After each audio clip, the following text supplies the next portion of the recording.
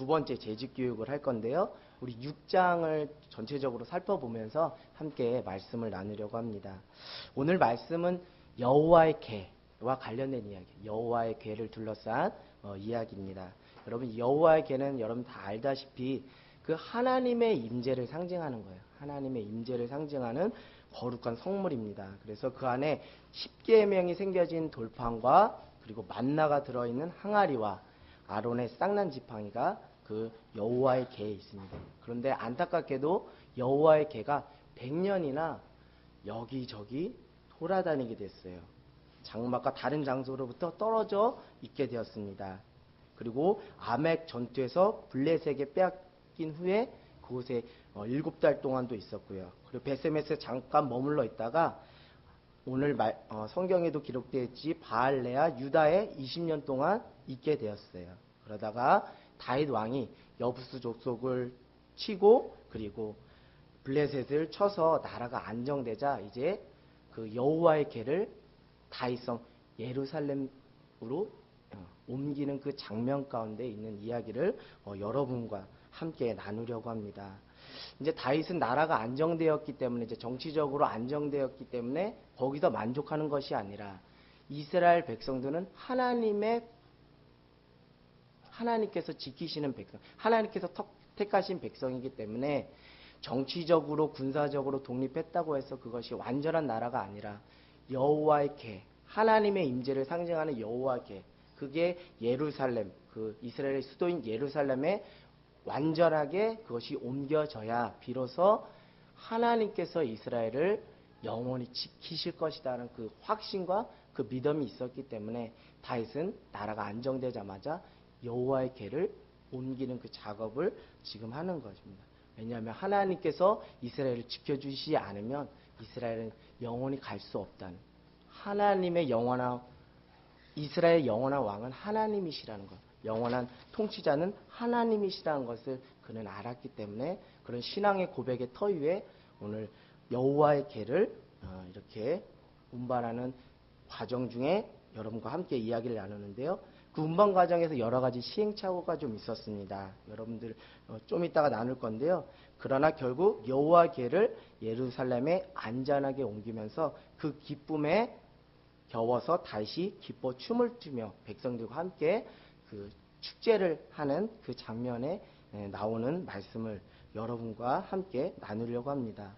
6장 1, 2절에 보면 나라가 안정되자 바알레아 유다 지역에 있는 아비나답의 집에 있는 여호와의 궤를 이제 옮기려고, 운반하려고 하였습니다. 그래서 아비나답의 아들이 2명이 있었는데 우사와 아유가 여호와의 궤를 수레에 싣고 운반하기 시작을 했어요. 3절에 보니까 운반하기 시작했어요. 그러면서 다윗과 이스라엘 족속들은 여러 악기를 가지고 요 앞에서 연주하면서 그 여호와의 궤를 운반하였습니다. 근데 문제가 생겼어요. 나곤의 타작 마당에서 여호와의 궤를 실은 소가 뛰기 시작하는 거예요. 당연히 그 여호와의 궤가 떨어질 것을 두려워한 우사가 그 여호와의 궤에 손을 대었습니다. 근데 어떤 일이 일어났냐면 그 여호와의 궤를 손을 대자마자 하나님께서 진노하셔서 우사가 그 곁에서 죽는 장면이 나옵니다.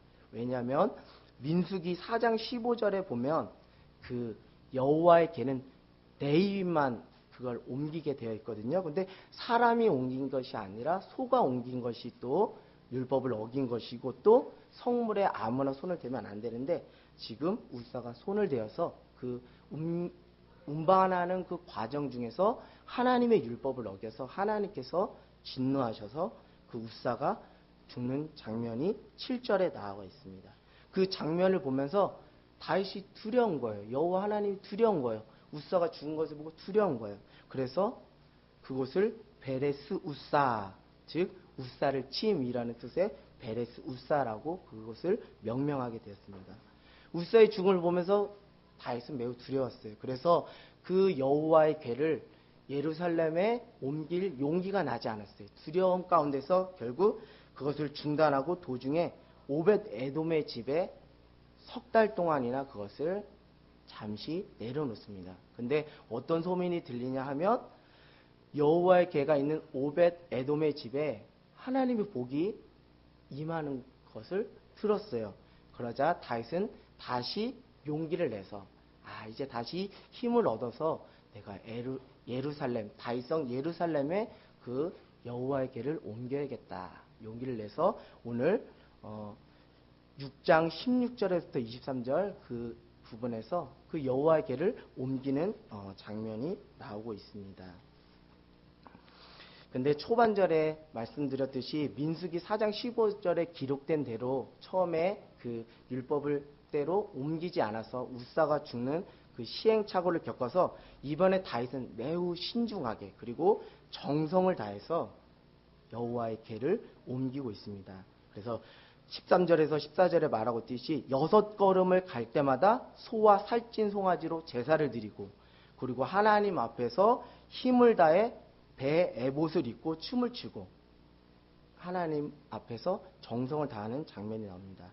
여러분 에봇이라는 것은 종교 의식을 참여할 때 입는 옷인데 그 특성상 과도한 움직임을 할 때 그 속살이 보이는 그런 특징이 있는데 오늘 다윗이 배 에봇을 입고 하나님 앞에서 기뻐하며 춤을 추었습니다. 그래서 다윗과 온 이스라엘 족속들은 여호와의 궤가 안전하게 다윗성, 성경엔 다윗성이라고 하는데 예루살렘에 무사히 입성한 것을 보고 크게 기뻐하는 거예요. 15절에 보니까 아주 크게 기뻐합니다. 그러면서 그렇게 기뻐하는데도 불구하고 16절에 보니까 그 다윗이 하나님 앞에서 배에 에봇을 입고 뛰며 노는 것을 그의 아내 사울의 딸이며 그의 아내 미갈은 마음속으로 업신여기고 있어요. 16절에 보니까 심중에 그를 업신여기니라. 그러면서 17절에 장막을 치고 그 가운데 여호와 궤를 내려놓고 번제와 화목제를 드리고 있습니다. 그러면서 제사를 드리고 다윗은 여호와 하나님의 이름으로 백성들 한 사람 한 사람을 축복하고 그들에게 각종 음식을 나눠주는 그리고 그들이 그것을 받고 돌아가는 일종의 축제죠. 하나님 앞에서 그 기쁨의 축제를 하는 거예요. 여호와의 궤가 왔다는 것 그 하나만으로 축제를 하는 거예요. 그래서 이제 백성들을 축복하고 이제 다윗은 자기 가족을 축복하라고 이제 집으로 들어간 거예요. 그래서 자기 아내 미갈과 그 가족들을 축복하려고 하는데 미갈이 오늘 다윗을 책망하는 거예요.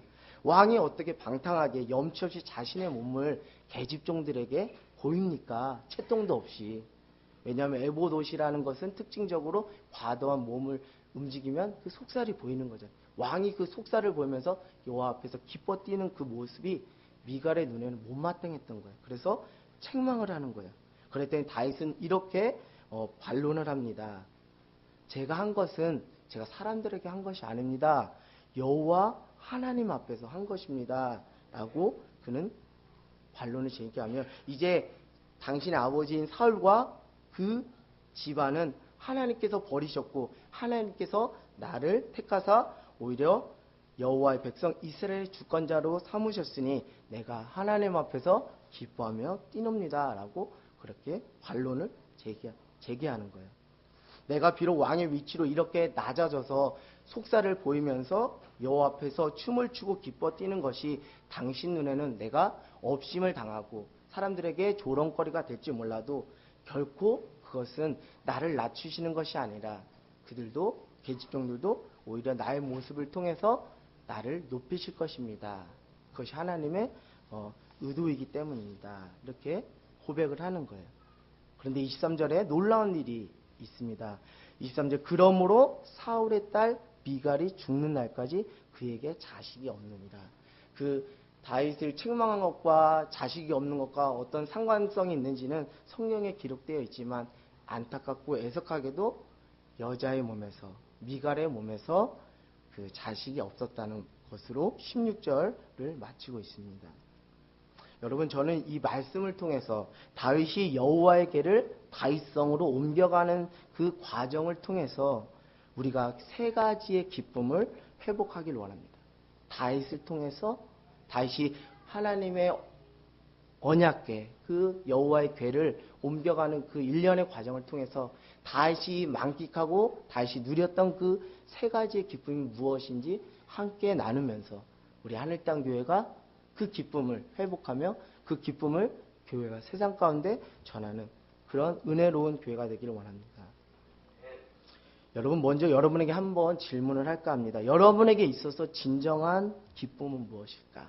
내게 있어서 진정한 기쁨은 무엇일까? 무엇이 진짜 나를 기쁘게 하는 것일까? 라는 질문을 한번 스스로에게 던져보았으면 좋겠어요. 오늘 저는 다윗을 통해 하나님께서 우리에게 원하시는 진정한 기쁨은 무엇인가? 그것을 발견했습니다. 다윗은 자신의 삶에 하나님이 임재하시는 것에 그것의 최고의 기쁨을, 하나님이 내 삶에 임재하는 그것이야말로 내가 누릴 수 있는 최고의 기쁨이다라는 것을 그는 깨달은 거예요. 그 깨달음의 표현으로 배에 에봇을 입고 다른 사람의 눈 의식하지 않고 기뻐 뛰며 주님을 노래하고 찬양할 수 있었던 거예요. 여호와께는 단순한 것이 아니에요. 그것은 성물이며 동시에 하나님의 임재를 상징하는 거예요. 결국 여호와의 개가 왔다는 것은 이스라엘 공동체에 하나님이 오셨다는 것이고 이스라엘 공동체를 지켜주시겠다는 것이고 내 삶에 하나님이 찾아오셨다는 하나님의 임재가 내 삶에 머문다는 하나님의 현현이 내 안에 머문다. 하나님의 존재가 내 안에 머문다는 것이.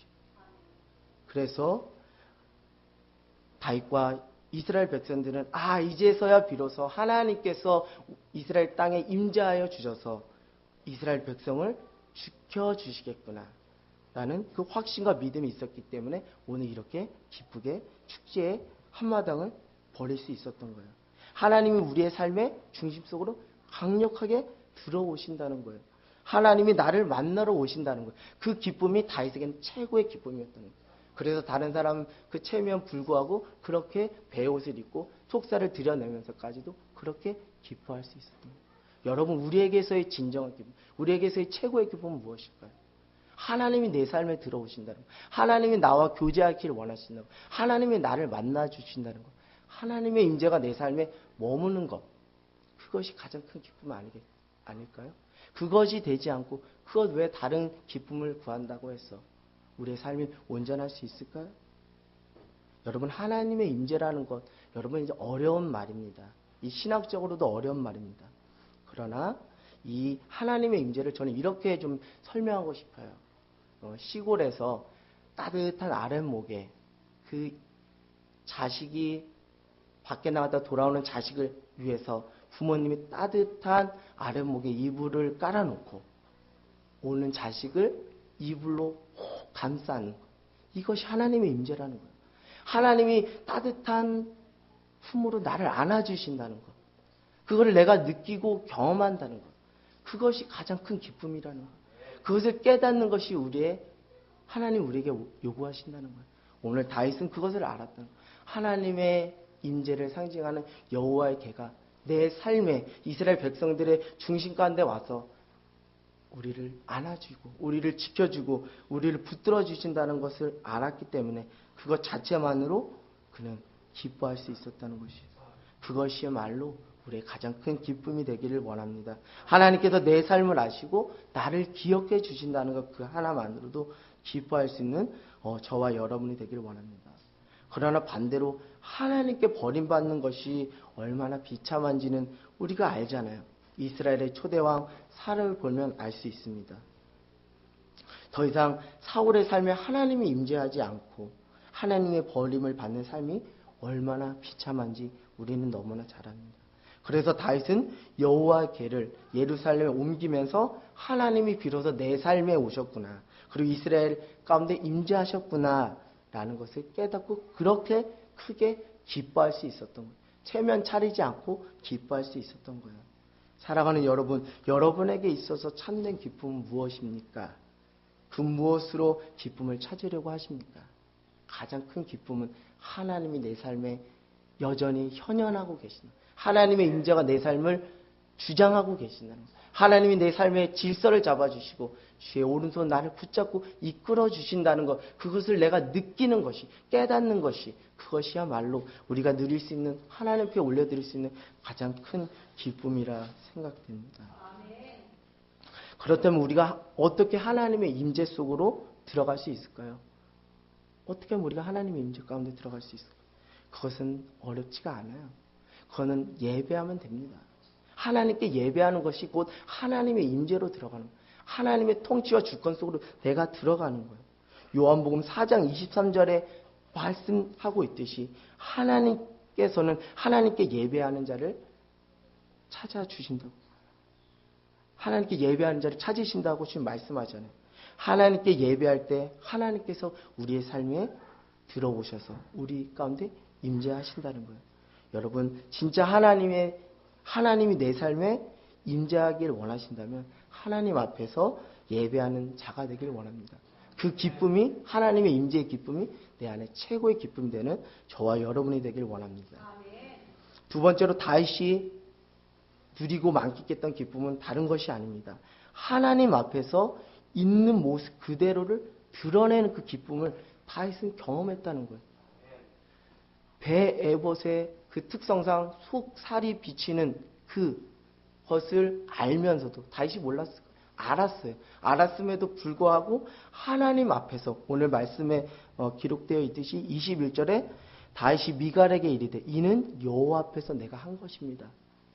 하나님 앞에서 내 속살이 비칠지언정 내 부족함이 비칠지언정 있는 모습 그대로 하나님 앞에서 나를 드러내고 나를 오픈하는 그 기쁨이 얼마나 큰지 다윗은 알았다는 거예요. 오늘 이 기쁨을 우리가 회복하길 원합니다. 여호와의 궤가 예루살렘에 안전하게 옮겨졌다는 것은 이스라엘의 완전한 회복을 의미하는 거예요. 정치적, 군사적 회복이 아닌 완전한 회복을 의미하는 거예요. 결국 하나님께서 이스라엘 백성을 구원하셨다는 거예요. 여호와의 궤가 옮겨지는 그 사건이 하나님께서 이스라엘 백성들을 구원하셨다는 거예요. 결국 다윗은 배 에봇을 입고 이스라엘의 회복과 구원의 기쁨을 하나님 앞에서 있는 그대로의 모습을 가지고 기뻐하며 춤추며 노래할 수 있었다는 거예요. 그는 더 이상 왕의 신분으로 나가지 않았어요. 그는 더 이상 왕의 채통을 지키려고 하지 않았어요. 그저 한 마리의 순전한 양으로, 그래 한 영혼으로, 한 사람으로서 하나님이 내게 베풀으신 그 구원의 회복과 그 구원의 은혜를 있는 그대로 모습을 가지고 나와서 기뻐 뛰며 주님을 찬양하고 주님 앞에 예배할 수 있었던 거예요. 잠깐 제 개인적인 얘기를 할까 합니다. 연애를 하거든요. 연애 저는 사업이 어떤 사람 연애 사업을 잘 계십니까 하는데 저는 연애 사업이라 하지 않고 연애 사역이라고 했어요. 연애 사역을 하는데 가끔 자매가 저한테 이런 얘기를 해요. 전도사님 너무 진지한 것 같아요. 제가 진지를 많이 뺐는데도 불구하고 여전히 진지한 것 같아요. 죄송해요. 진지를 빼겠습니다. 좀 유머스럽게 하겠습니다. 네. 거기에도 뼈가 있는 것 같고 거기에도 의미가 있는 것 같아요. 제가 여러분들한테 이제 조언하기엔 너무 진지하게 살지 말라고 조언하고 싶어요. 그 연애 사역을 하면서 깨달았습니다. 진지하게 살면 안 된다는 거. 진지한 건 너무 중요해요. 때로는 우리가 삶이 너무 경솔하고 너무 가벼우면 안 되잖아요. 진지한 거는 물론 중요합니다. 그러나 오늘 미갈처럼 사람의 이목과 그 평가의 근거를 둔 진지는 우리에게 허락된 구원의 기쁨을 빼앗아 간다는 거예요. 사람의 이목과 평가에 근거한 진지함은 하나님이 우리에게 베풀으신 구원의 기쁨과 은혜를 빼앗아 간다는 거예요. 그런 의미에서 진지하지 말라는 거예요. 때로는 진지할 필요가 있습니다. 진지한 것은 너무나 중요해요. 그러나 여러분 다시 거듭 여러분에게 말씀드리지만 진지보다 더 중요한 것은 하나님 앞에서 기뻐하는 거예요. 도리어 말하니 크게 기뻐하라고 사도 바울이 말한 것처럼 기뻐하십시오. 왜? 하나님께서 우리를 구원해 주시고 우리를 회복시켜 주셨기 때문에 그 진지함이 구원의 기쁨을 앞설 수가 없다는 거예요. 진지하되 그 구원의 기쁨보다 앞서지 말라는 것입니다. 오늘 다윗은 그 진중한 그 삶의 중심에서도 하나님이 내게 베풀어 주신 구원의 기쁨과 감격 앞에서 아주 어린아이처럼 순전하게 순수하게 그렇게 마음껏 뛰놀며 하나님을 찬양할 수 있었던 거예요. 우리 교회 공동체가 이런 기쁨의 그 축제의 예배를 하나님 앞에 올려드린다면 하나님 얼마나 기뻐하실까라는 생각이 듭니다. 여러분 체면 따지지 마시고 다른 사람의 이목 따지지 마시고 부족하면 뭐 어때요? 하나님 앞에서만 부족하면 돼요. 하나님 앞에서 한 것이면 그것은 흠이 되지 않아요. 오늘 다윗도 하나님 앞에서 내가 드러낸 거라고 고백한 것처럼 하나님 앞에서 드러내는 것은 흉거리가 안 돼요. 특별히 하나님이 세우신 공동체 앞에서 여러분의 부족함을 드러내는 용기가 필요합니다. 그것은 또 하나의 믿음이 필요하겠더라고요. 용기와 결단이 필요하겠더라고요. 왜냐하면 나를 감추고 나를 꽁꽁 싸매면 싸맬수록 하나님이 내게 허락해 주신 그 구원의 기쁨과 그 감격하고는 전혀 별개의 삶을 살더라고요. 신앙생활을 하면서도 나를 지키고 나를 꽁꽁 싸매고 공동체 안에서 나를 오픈하지 않으면 하나님이 내게 허락해 주신 그 구원의 기쁨과 감격이 어느 순간 나와는 상관없는 것이 되더라고요. 여러분 할 수만 있거든 하나님 앞에서 다윗처럼 있는 모습 그대로를 오픈하는 저와 여러분이 되길 원합니다. 특별히 하나님께서 세우신 공동체 안에서 자신의 연약함을 드러내면 뭐 어때요? 다 하나님이 세우신 교회에서 사랑으로 서로 용납하면 되잖아요. 하나님은 의인을 부르러 온 것, 예수님은 의인을 부르러 온 것이 아니라 죄인을 부르러 오셨다고 했잖아요. 우리 다 부족하잖아요. 다 연약하잖아요. 서로 감싸느라고 공동체를 허락해 주신 거 아니에요? 누군가가 연약함을 드러냈을 때, 누군가 부족함을 드러냈을 때 그거를 덮어주자고요. 따뜻한 이불로 부모님이 자식을 덮는 것처럼 사랑의 이불로 덮어줄 때 그 공동체가 아름다운 공동체 아닌가요? 여러분 자신의 있는 모습 그대로를 오픈하고 고백하는 그 분들께 격려의 박수를 쳐주자고요. 아, 잘했어요.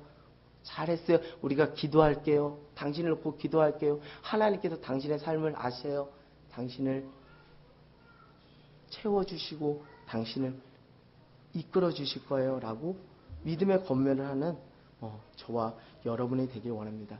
그러나 미갈은 여전히 사람의 체면과 사람의 이목과 그 평가 때문에 하나님께서 자신에게 허락해 주신 그 구원의 기쁨과 감격을 누리지 못했어요.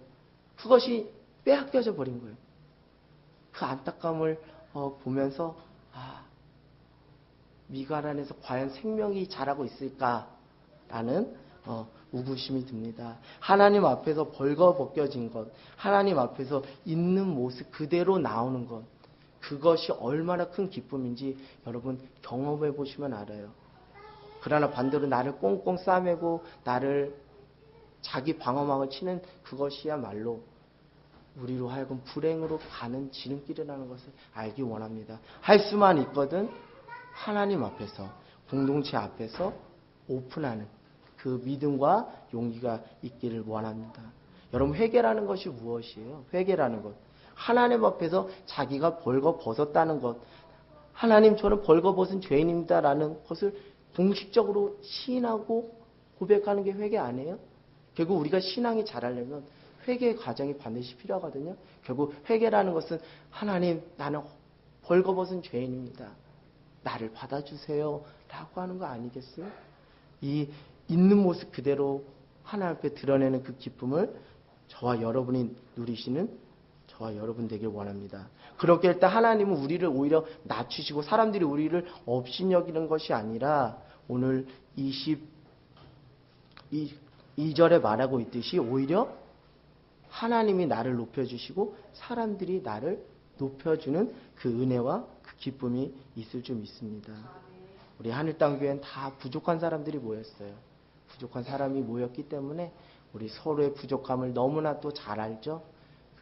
그것을 놓고서 기도하고 또 부족함을 공개했을 때 끌어안고 기도하는 저와 여러분 모두가 되기를 주님의 이름으로 간절히 소망합니다. 여러분 참된 기쁨과 참된 평화는 하나님 앞에서 감추는 데 있는 것이 아니라 하나님 앞에서 있는 그대로의 모습을 가지고 나올 때 우리에게 비로소 허락되는 것이 참된 기쁨이며 평안인 줄 믿습니다. 다윗에게는 세 번째 생명 낳는 기쁨이 있었어요. 생명 낳는 기쁨. 다윗은 여호와의 궤를 예루살렘으로 옮기는 사건을 통해 하나님께서 허락하신 회복과 구원의 기쁨을 자기 혼자 누린 것이 아니에요. 온 백성들과 함께 나눴어요. 온 백성. 근데 그 선두에 누가 섰어요? 다윗이 쓴 거예요. 다윗이 적극적으로 구원의 기쁨과 감격을 액션을 취해서 노래한 거예요. 그것이 공동체의 전염이 된 거예요. 결국 다윗이 한 사람이 그 절망 가운데 있는 이스라엘을 희망과 소망으로 바꾼 거예요. 하나님께서 내게 허락하신 그 은혜를 그냥 썩히지 않고 그 은혜를 백성들과 그리고 가족들에게 함께 나누려고 했습니다. 여러분, 이건 중요한 것인데요. 은혜를 나누지 않으면 은혜는 썩어버려요. 은혜는 생명체와 같기 때문에, 은혜는 생명체와 같기 때문에 은혜는 나누지 않으면 썩어요. 그러나 그 은혜를 나누지 않으면 더 위험한 것이 무엇이냐면 자기 안에 그 은혜가 고여서 이것은 더 이상 하나님의 은혜가 되지 않고 그것은 자칫하면 자기 의로 변질될 수 있다는 거예요. 여러분, 은혜라는 것은 나누라고 하나님께서 주시는 것이 자기가 꽁꽁 싸매고 관수하라고 하나님 주신 것이 아니에요. 은혜를 나누시길 바랍니다. 오늘 다윗은 은혜를 나누었어요. 그리고 그 은혜를 백성들에게 전염시켰어요. 그러나 반대로 미갈은 그 은혜를, 하나님이 주신 은혜를 꽁꽁 싸맸어요. 여러분, 16절을 봅시다. 16절을 보면 여호와의 개가 다윗성으로 들어올 때 사울의 딸 미갈이 어디서 내려다본다 그래요? 창으로 보다가 결국 백성들과 함께 그 속으로 들어가서 그 구원의 기쁨과 감격을 노래한 거예요? 아니면 그냥 멀찍이 떨어져서 그 집안에서 본 거예요? 집안에서 본 거잖아요.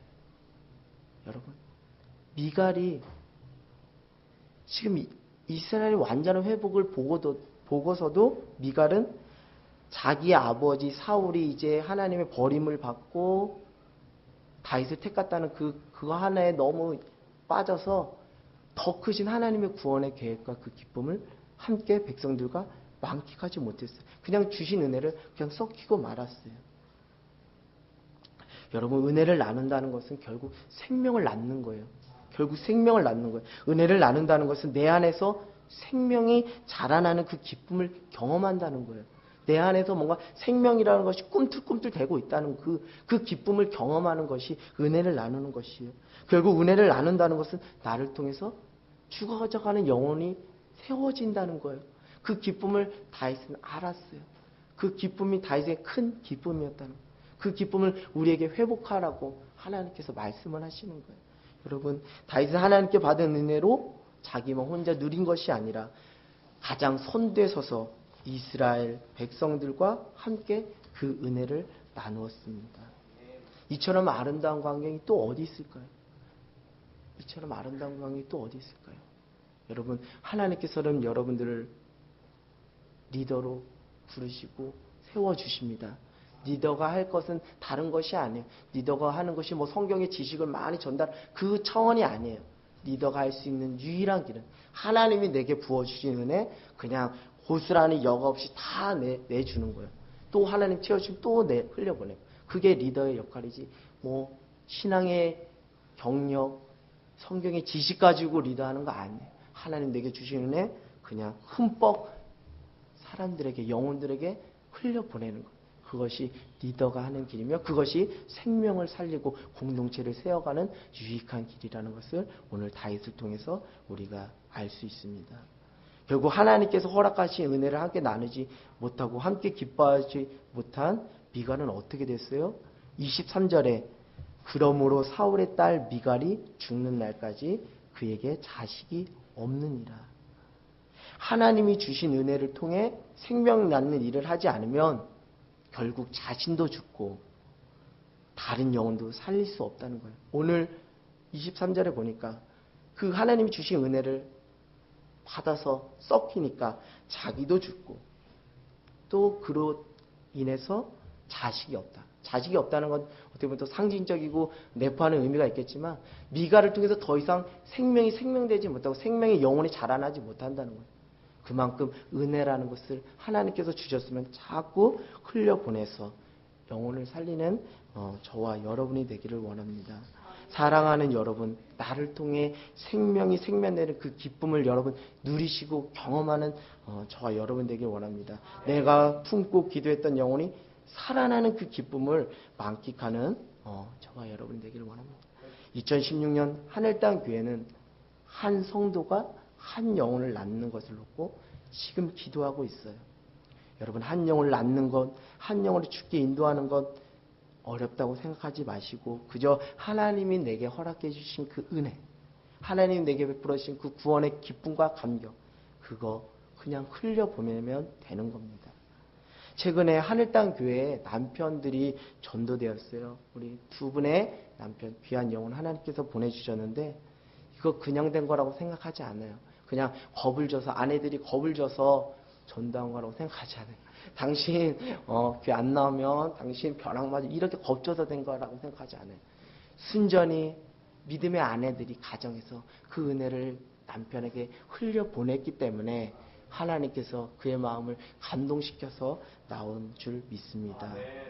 여러분, 오늘 올 한 해 정말 나를 통해서 은혜가 생수같이 흘러넘쳐서 공동체를 살리고 가정을 회복시키고 이웃을 세워가는 그 기쁨을 만끽하는 저와 여러분이 되기를 주님의 이름으로 간절히 소원합니다.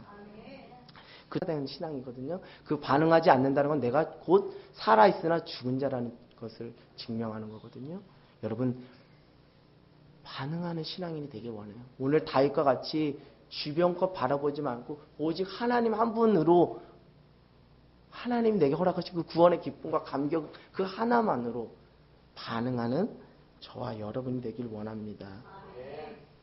여러분, responsibility라는 단어가 있어요. 그것은 책임입니다. 책임. 근데 response와 ability가 합쳐져서 responsibility, 책임이 된 거예요. 여러분, 우리가 믿는 그리스도인으로서 하나님 앞에 어떻게 책임 있는 행동을 할 수 있어요? 우리의 힘과 의지와 우리의 능력과 우리의 경험으로 하나님 앞에서 책임 있는 그리스도의 삶을 다할 수 있다고 보세요? 그거 아닙니다.